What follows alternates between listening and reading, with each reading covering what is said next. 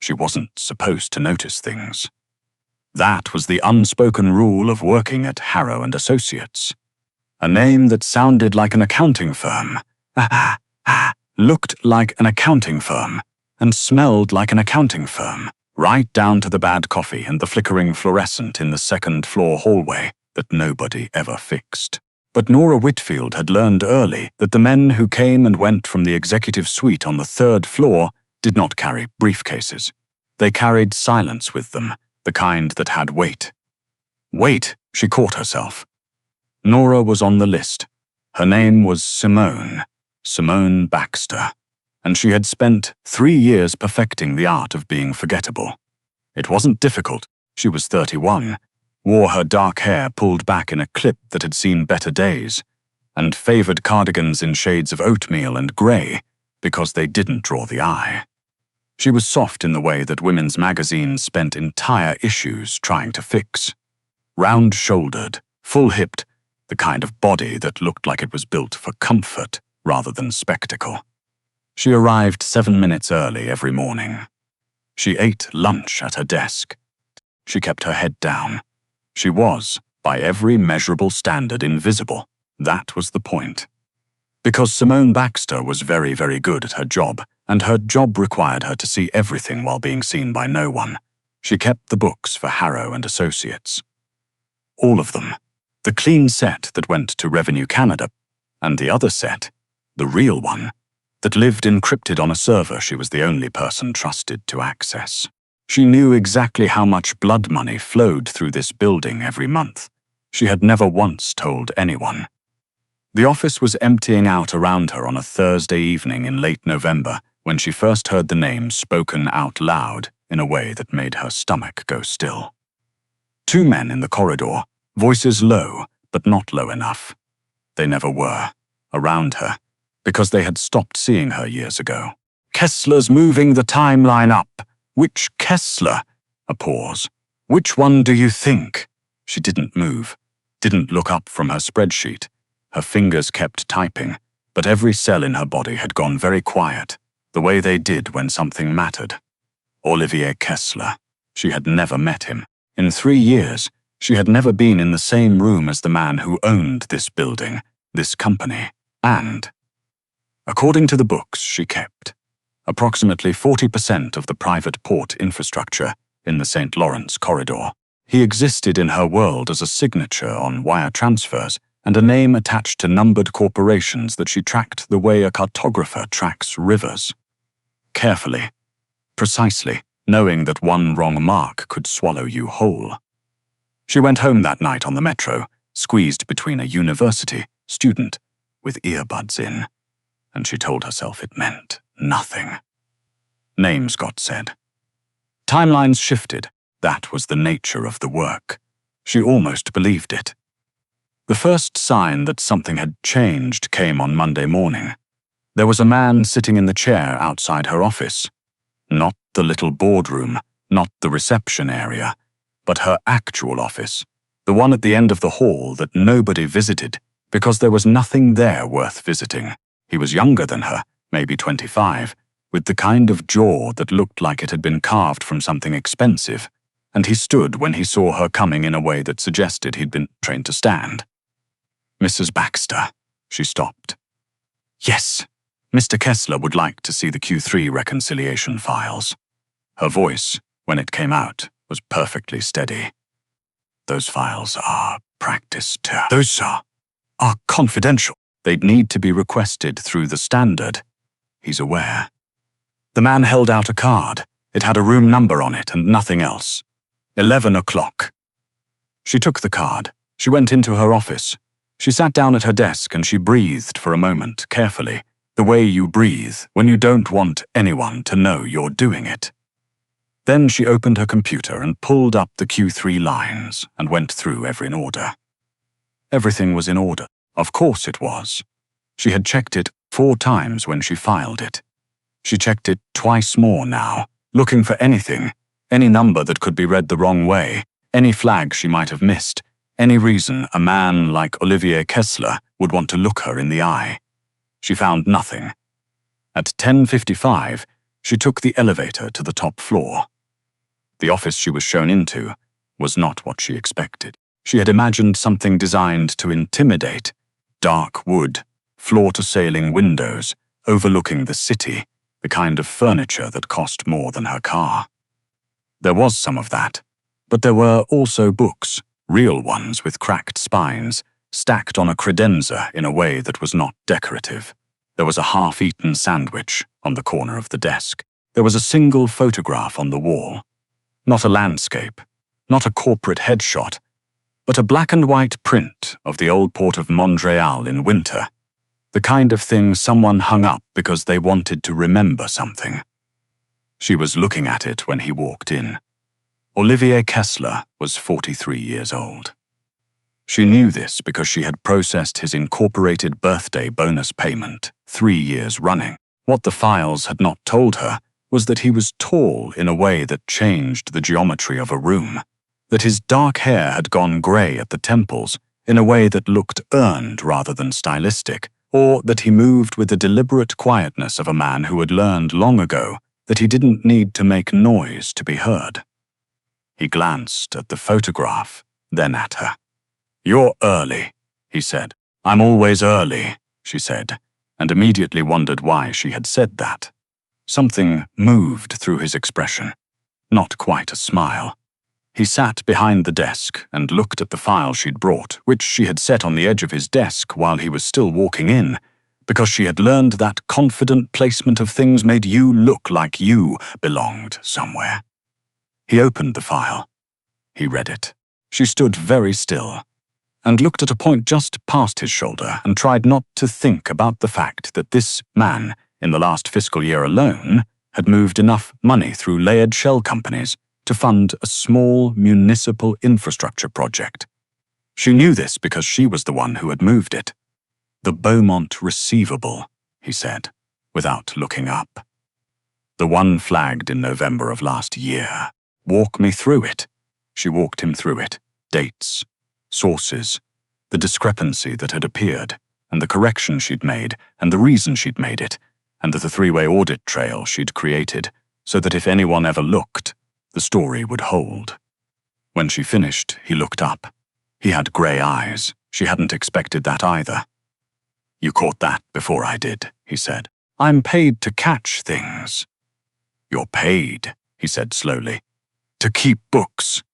Catching a cross-border structuring discrepancy in a third-party receivable is not in your job description." She didn't answer that. There wasn't a safe answer. He studied her for a moment, in the way that she imagined he studied most things. Not aggressively, but completely, the way you look at something you are deciding the true value of. "Thank you, Miss Baxter," he said, and looked back down at the file. She understood she was being dismissed. She picked up her bag, and she left, and she made it all the way to the elevator before her hands started shaking. She should have asked to be transferred. She knew that. People who knew too much and attracted the attention of the wrong kind of boss did not tend to have quiet, comfortable careers. She'd read enough of the real books to understand the actuarial table on that particular life choice. But she also needed the job, and she was, if she was honest with herself in the small hours of the night, when there was no one around to see her being honest, very good at telling herself that things were fine. Things were fine. They were fine for 6 weeks. Then they were not fine at all. It was a Tuesday. It was always a Tuesday. She would think later, though she couldn't explain why Tuesdays seemed to carry a different kind of weight. And she was working late, which was not unusual. The cleaning crew had come and gone. The building was mostly dark. She had her desk lamp on and a thermos of tea that had gone cold 2 hours ago, and she was reconciling a series of payments that had come through a new subsidiary she'd been asked to set up the month prior. The numbers were wrong. Not wrong in the way that meant a clerical error. Wrong in the way that meant someone else had been in her system. She stared at the screen. She checked the access logs. 2 entries she didn't recognize. Time-stamped at 3 in the morning, 11 days apart. Someone was using her credentials.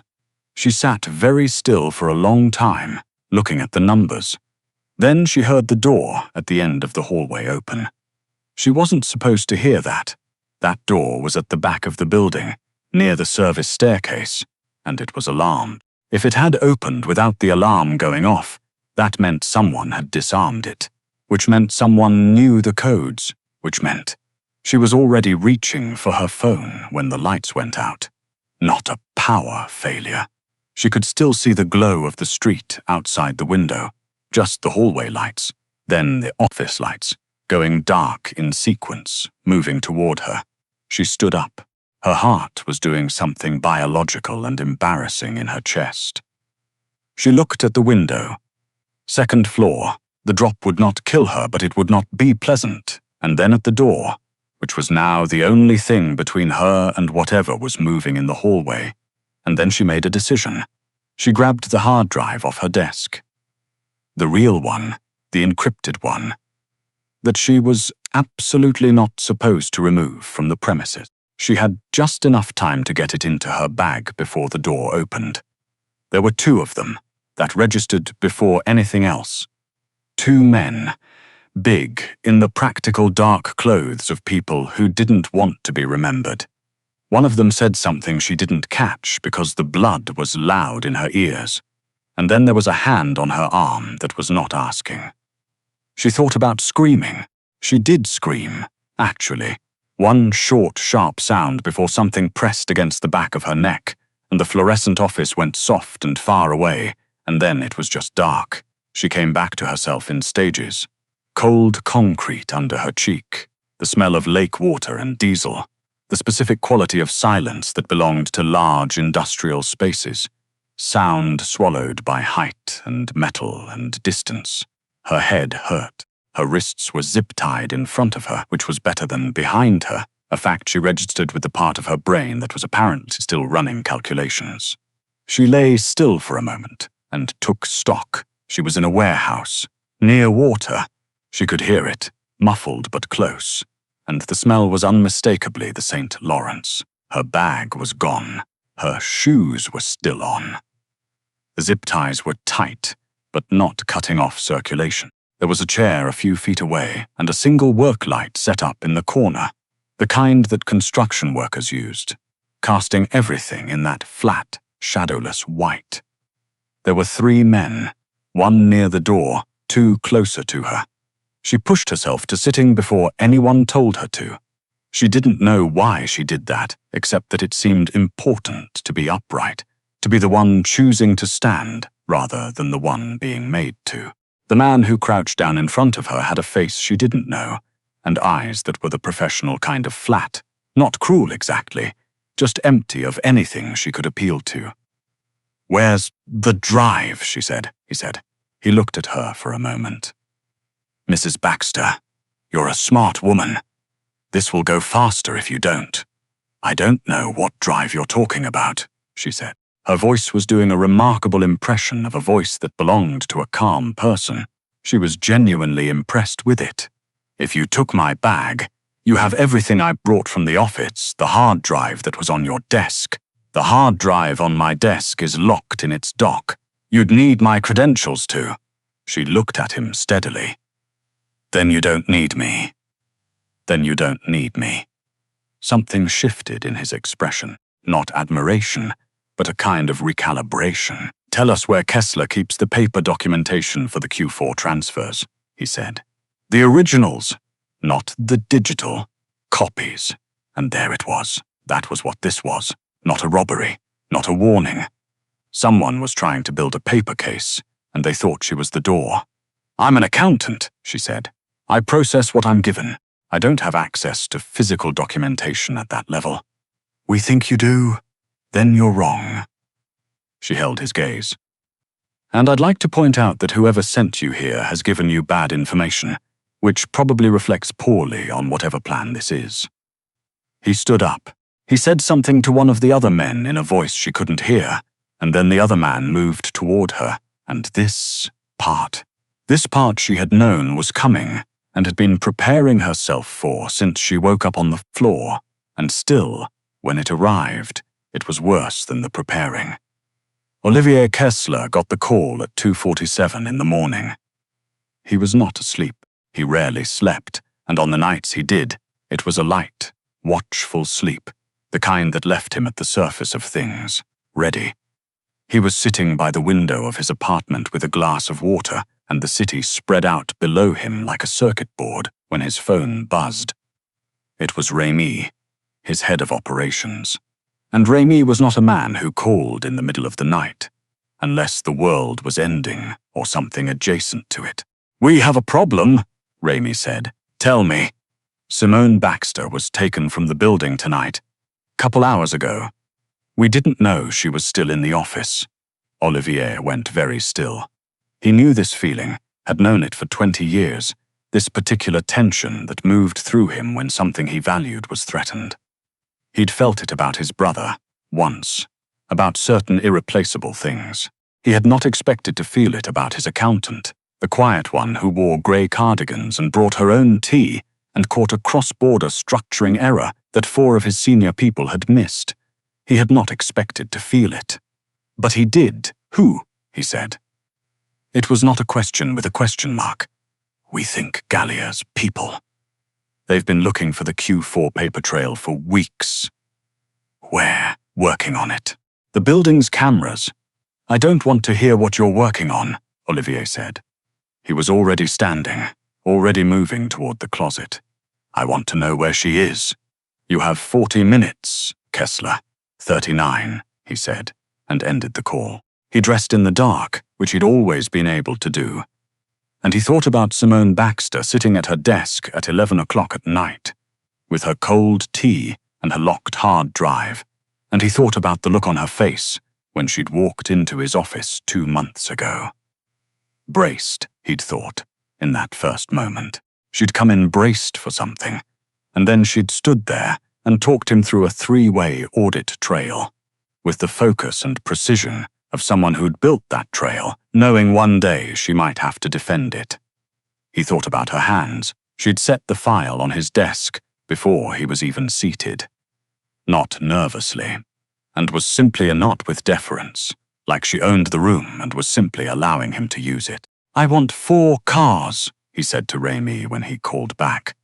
"And I want Laurent in the second one. Laurent's in Quebec City. Then he should start driving." They found her in a warehouse on the South Shore, in a district of empty lots and freight companies that closed at dusk. One of Olivier's men had a contact in Gallia's outfit, the kind of contact who existed because everyone, eventually, needed a contingency. The contact provided an address. Olivier provided what happened next. He went in with 7 men, and the particular silence he'd learned to carry at 23, when he'd understood for the first time that the most dangerous version of himself was the quiet one.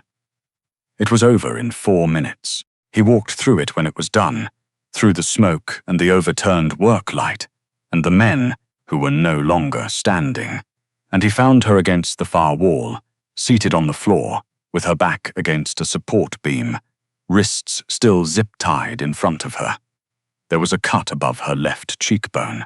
There was bruising coming up on her jaw, and her lower lip had split, and her cardigan, oatmeal this time, the one she wore on Tuesdays, had been torn at the shoulder.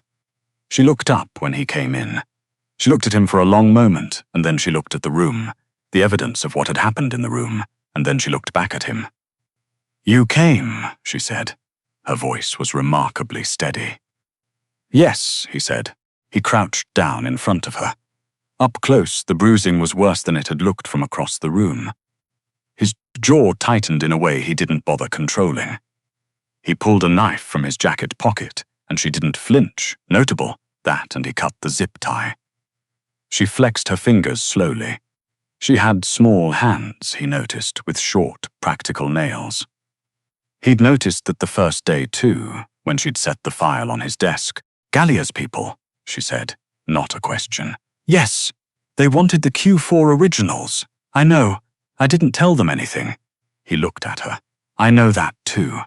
She was quiet for a moment. Then, she said with the same flat precision she'd used when walking him through the audit trail, "They went through my bag. The hard drive is gone. We'll recover it. The encryption is 4-layer AES. They won't get into it without a key that only exists in 2 places. She paused. My memory, and a deposit box at the TD on State Catherine. He looked at her for a moment. How long have you been running your own backup system? He said. Since month 4, she said, when I realized the company's internal security was optimized for looking outward rather than inward. He sat back on his heels. He wanted to say something.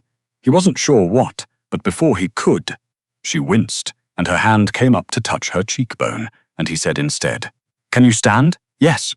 She said it immediately, and then she tried to stand, and her legs didn't quite cooperate, and he put his arm around her waist and brought her up, and she made a small sound that she tried to hide. He held on. I'm fine, she said. You have a concussion, he said. You're not fine. I'm functional. That's not the same thing. She turned her head to look at him. From this distance, with his arm still around her and her hand braced against his chest for balance, he could see that her eyes were brown, dark, warm, attentive even now, especially now, the same eyes that had looked at him across his desk and given nothing away. Why did you come yourself? She said. He'd asked himself that in the car. He hadn't come up with an answer he wanted to say out loud, so he said the honest one, which was, because I wanted to. She looked at him for another moment. Then she looked away, and he felt her consciously steady herself, redistributing her weight away from him, and he let her, because she needed to, and because he would not be the thing that took that from her. My cat is alone in my apartment, she said. We'll get you home, he said, or somewhere safe first.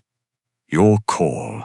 Somewhere safe first, she said, with the same calm she'd probably used every day of the 3 years she'd spent being invisible in his building. Then home. They took her to a property he kept in Westmount, not one of the main ones, but a townhouse that was clean and quiet and had working heat, which seemed relevant given that she was starting to shiver. One of the women on his security team helped her clean up, and a doctor came within the hour, confirmed the concussion, gave her the standard instructions, and left. Olivier sat in the kitchen and drank coffee, and did not go upstairs, because she hadn't asked him to. She came down 40 minutes later in borrowed clothes. A shirt that was too big, sweatpants that were too long, with her dark hair loose around her shoulders for the first time he'd seen. The cut on her cheekbone had been closed with 2 strips of tape. The bruising on her jaw was deepening to purple. She sat down across from him at the kitchen table and looked at the coffee. He pushed a mug toward her. She wrapped both hands around it and looked at the surface of the table for a moment. He watched her breathing slow down. I need you to know, she said, that I have never once, in 3 years, taken anything from that office or disclosed anything to anyone. I know, he said. I kept 2 copies of the books because I'm not stupid, and I knew what would happen if the only copy disappeared. She paused. That's not disloyalty. That's risk management, he said. I know that too. She looked up at him. You don't seem surprised. I've been watching you for a long time, Simone. The first time he'd used it, in 3 years of her working 20 meters below his office, did something to the air in the room. She went still in the way she'd gone still in his office, that particular quality of attention. Watching me, she repeated. You caught the Beaumont discrepancy 4 months, before any of my senior people noticed it. You restructured the Nova Scotia subsidiary filing without being asked and saved us a significant audit exposure. You have never, in 3 years, made a mistake that cost me anything. He looked at her steadily. I don't miss things, Miss Baxter. I especially don't miss people who are extraordinary at what they do, while everyone around them treats them like furniture. She held his gaze.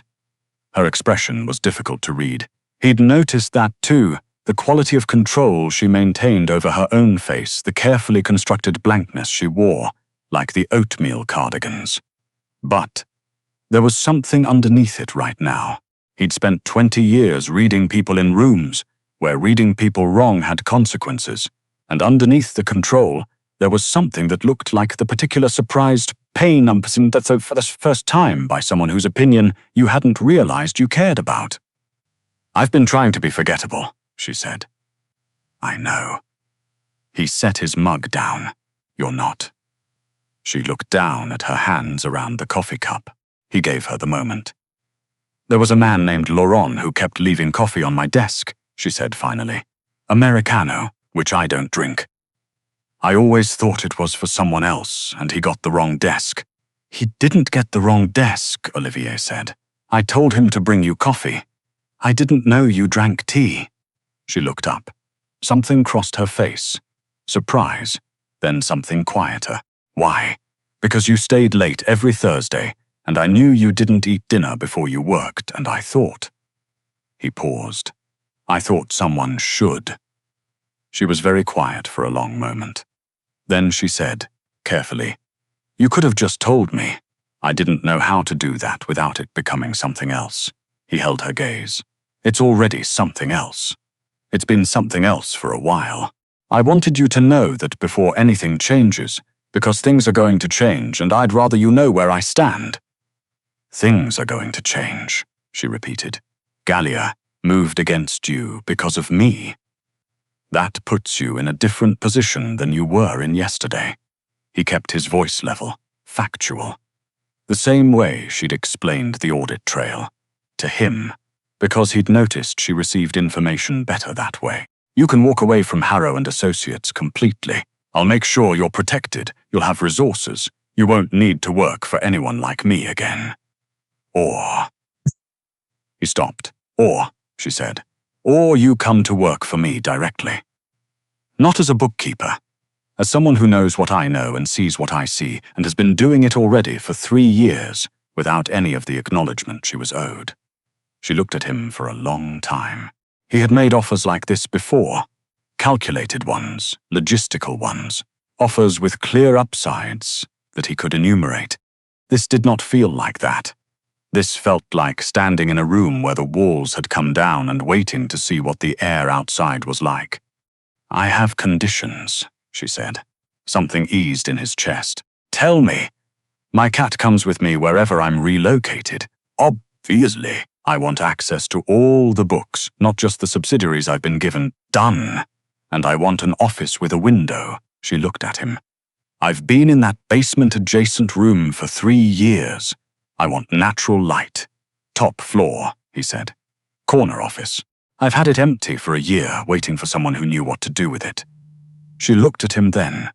Really looked at him, without the deliberate blankness, without the invisibility she'd perfected over years of being overlooked. She looked at him like she was making a calculation she'd been putting off, and like the answer was surprising her. "You should know," she said, quietly, "that I'm not good at being looked at." "I know," he said. "I've been watching you not be looked at for 3 years. He paused. "You'll get used to it. That's a very confident statement. I'm a confident person." The corner of her mouth moved. Not quite a smile, but close enough that he felt it like the resolution of a tension that had been running through him for a long time, longer than he'd admitted to himself. "The Q4 paper documents," she said. "They're in the deposit box, with the drive key. I put them there 2 months ago, because I thought Gallia might make a move before the year closed, and I wanted them somewhere they couldn't be coerced out of me." He stared at her. "I was going to tell you," she said. "I was trying to find a way to do it that didn't make me look like I'd been operating outside my mandate for the better part of a year. You were protecting the documentation." "I was protecting you," she said simply, "and myself, and the 43 people whose salaries run through those books. It's the same thing." He looked at her for a long moment. "Simone," he said. "Yes. Stop trying to be forgettable." She looked at him steadily across the kitchen table in the borrowed clothes, with the bruising on her jaw and the 2 strips of tape on her cheekbone, and her dark hair loose for the first time, and she said, with that precise, undecorated calm that he'd been watching for 3 years and could not look away from, "I'll try." 3 weeks later, the corner office on the top floor, had a spider plant on the windowsill that was slightly overgrown and clearly hadn't been pruned in some time, a second-hand electric kettle from a vintage shop on Mont Royal, and a grey cat named Figaro, who had decided that Olivier Kessler's chair was acceptable seating when Olivier Kessler was not in the room. When he was in the room, Figaro sat in Simone's lap and regarded him with the specific suspicion of a creature who has been relocated without his full consent, but is willing, provisionally, to extend trust. Simone herself was at her desk, with 3 screens open and a cup of oolong going cold in the corner, walking one of Olivier's senior lawyers through a discrepancy in the Laval port contracts that the lawyer had not noticed and would not have noticed for another fiscal quarter. Olivier stood in the doorway. She hadn't seen him yet. He watched her for a moment. The set of her shoulders, less careful now than they'd been, the way she tapped her pen against the desk when she was thinking, the particular attentiveness in her face when she was working through a problem. She had stopped wearing oatmeal cardigans. Not because he'd said anything. He hadn't. But last week she'd come in wearing a deep burgundy sweater that made her look like someone who had decided, quietly and on her own terms, that she was worth noticing. She was. She had always been. She looked up and saw him, and the lawyer kept talking, but she stopped listening to the lawyer. And something in her face did the thing he was still getting used to. The thing where the careful blankness came down because she'd stopped trying to maintain it around him. And what was underneath it was warmer and steadier and truer than anything she'd let him see before. Figaro looked at him from her lap. "The Laval contracts have a gap in the title chain," Simone said to the lawyer, still looking at Olivier. "Send me the original survey files, and I'll have a corrected analysis by Thursday." She ended the call. "You're here early," he said. "I'm always early," he said. She looked at him for a moment. Then the corner of her mouth moved, that almost smile that he'd stopped trying not to notice. "Sit down," she said. "I'll make you tea." He crossed the room and sat down across from her desk, in the chair that Figaro had just vacated with an air of great dignity. And outside the corner windows, the city of Montreal, spread out grey and bright and enormous under a December sky, and Simone Baxter, who had spent 3 years making herself invisible, poured hot water into a mug and handed it to the most dangerous man in the city, without her hands shaking at all.